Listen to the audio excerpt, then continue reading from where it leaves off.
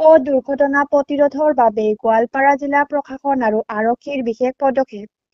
গোৱালপাৰা জিলাত পথ দুৰ্ঘটনা প্ৰতিৰোধৰ বাবে সজাগতা অনাৰ উদ্দেশ্যে আৰু দুৰ্ঘটনা সংঘটিত হোৱাৰ সম্ভাৱনা থকা স্থান নিৰীক্ষণ কৰাৰ উদ্দেশ্যে আজি গোৱালপাৰাৰ জিলা আয়ুক্ত ফণীন্দ্ৰ চৌধুৰী আৰু আৰক্ষী অধীক্ষক VP ৰাকেশ ৰেড্ডীয়ে জিলাখনৰ কেইবাটাও স্থানত উপস্থিত হৈ সজাগতামূলক প্ৰচাৰ চলায় আৰু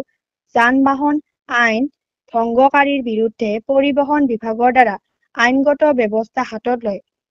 উল্লেখ্য যে গোৱালপাৰা জিলাত পথ দুৰ্ঘটনা প্ৰতিৰোধ কৰাৰ বাবে শেহতীয়াভাৱে গোৱালপাৰা আৰক্ষী প্ৰশাসন আৰু জিলা পৰিবহণ বিষয়াৰ কাৰ্যালয়ে বিশেষ তৎপৰতা গ্ৰহণ কৰি আহিছে। ইয়াৰ অংশ হিচাপে আজি গোৱালপাৰাৰ জিলা আয়ুক্ত তথা জিলা পথ সুৰক্ষা সমিতিৰ সভাপতি ফণীন্দ্ৰ চৌধুৰী আৰু আৰক্ষী অধীক্ষক VP ৰাকেশ ৰেড্ডীয়ে জিলাখনৰ 17 নং ৰাষ্ট্ৰীয় ঘাইপথৰ কেইবাটাও স্থান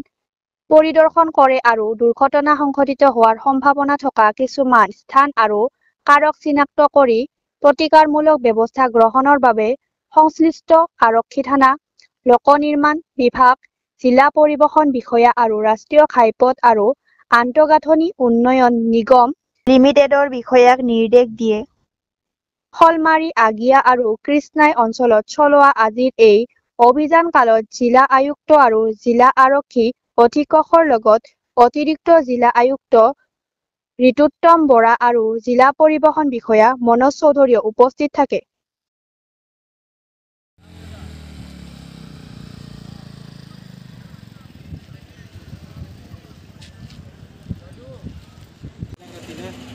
তাৰমানে আমি ৰাতি তাৰমানে